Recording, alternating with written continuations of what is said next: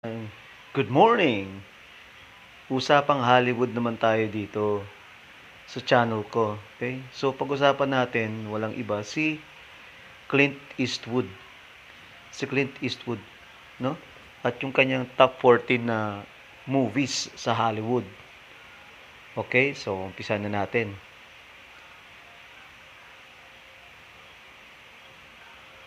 So, let's talk about the 14 best Clint Eastwood movies of all time.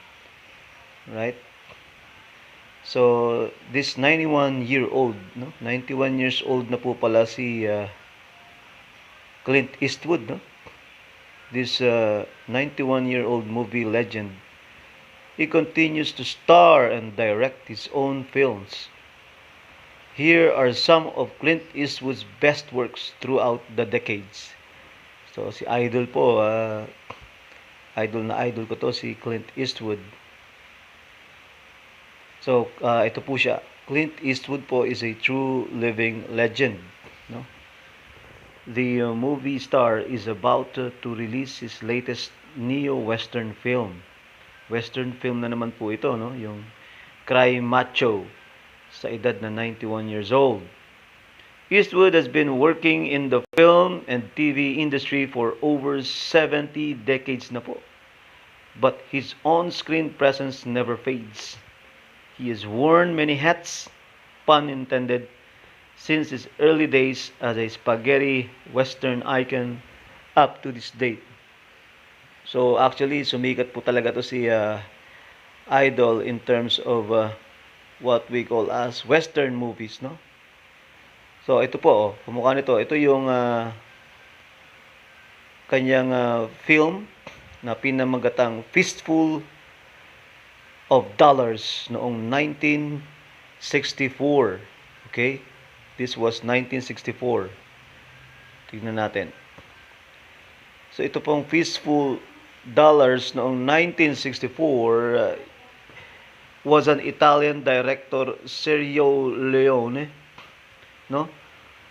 Italian director Sergio Leone ay tumitingin po sa isang actor na siya ang maglilid ng western homage, no, doon sa Japanese movie na Yojimbo. So he initially wanted Henry Fonda.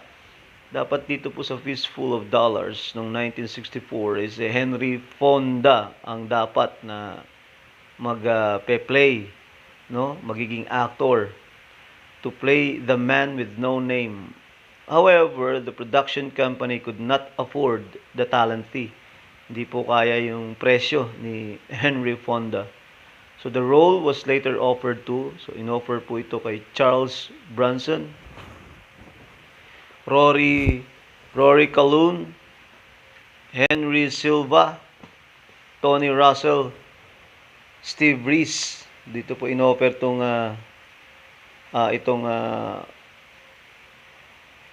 pagiging lead actor. Alright? So, si T. Hardin and James Coburn. Pero lahat sila ay they turned down the project. Alright? They turned down the project. So, Leon reached out to Richard Harrison, who starred in the first Italian Western Duello nel Texas.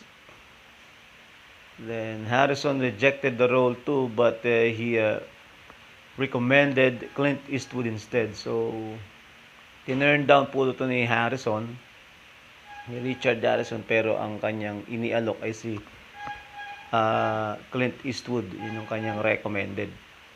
So, ito na nga, the recommendation led to one of the best decisions in movie history.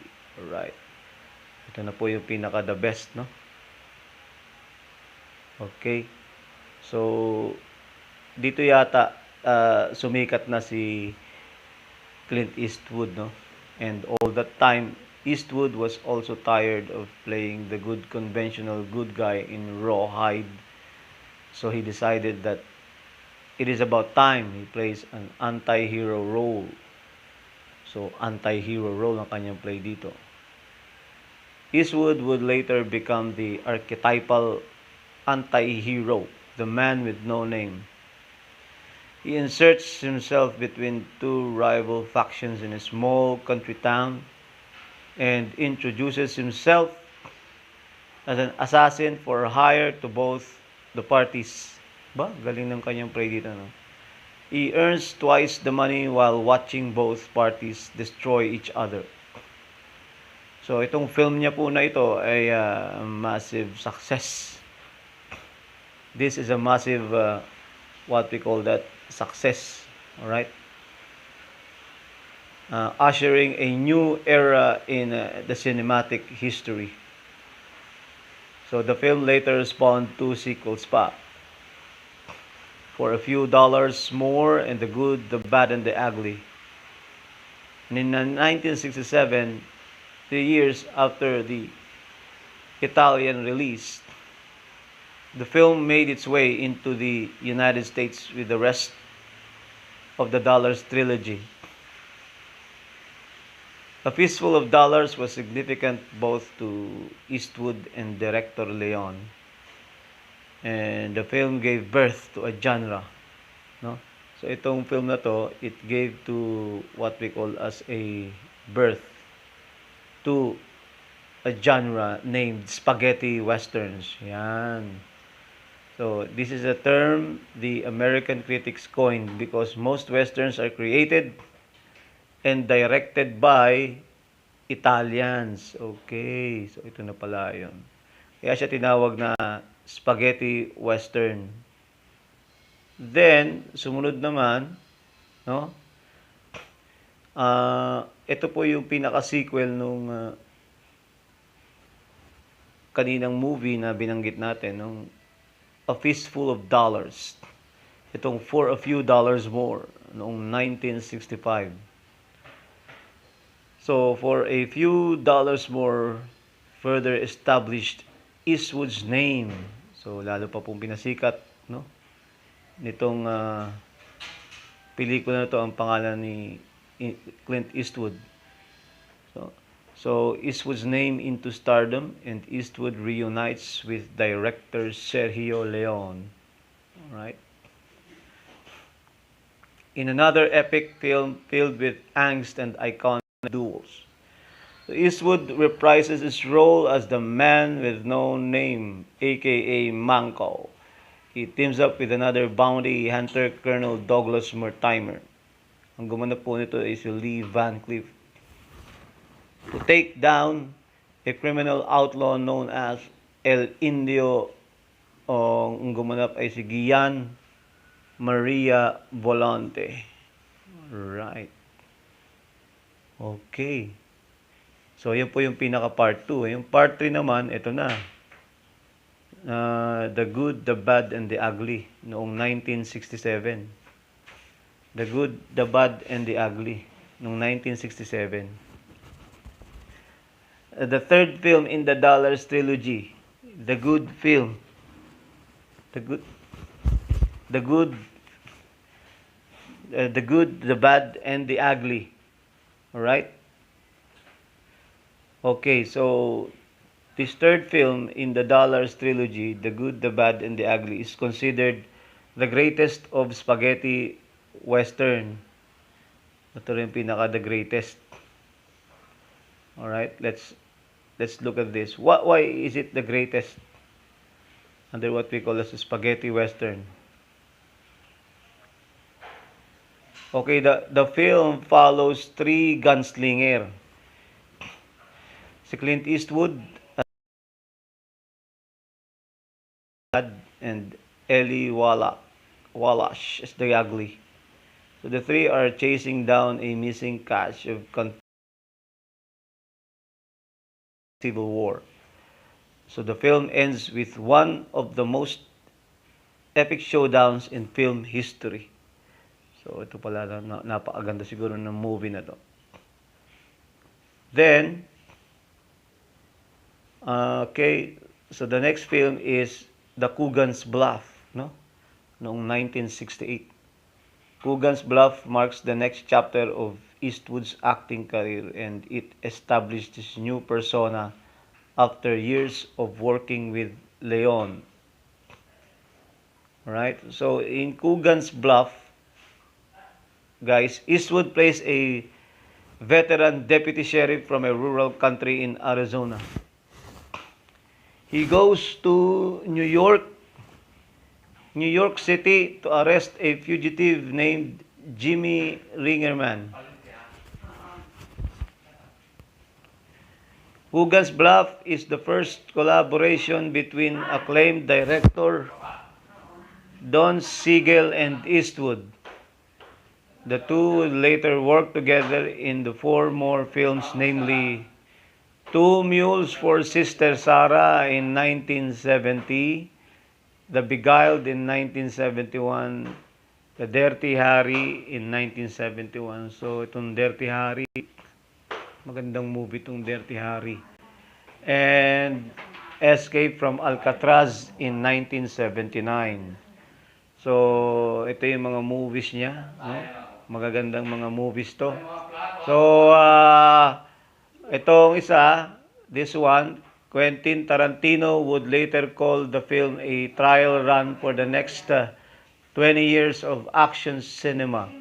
So this will be a trial run, ano? Kasi masyado tong ma-action. Then ang susunod naman ay si Dirty Harry. Dirty Harry was filmed 1971.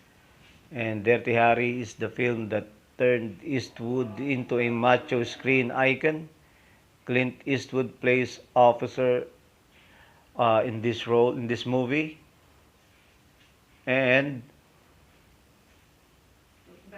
Harry Colon, a cop, no? Willing to do every dirty job that comes along. So Dirty Harry.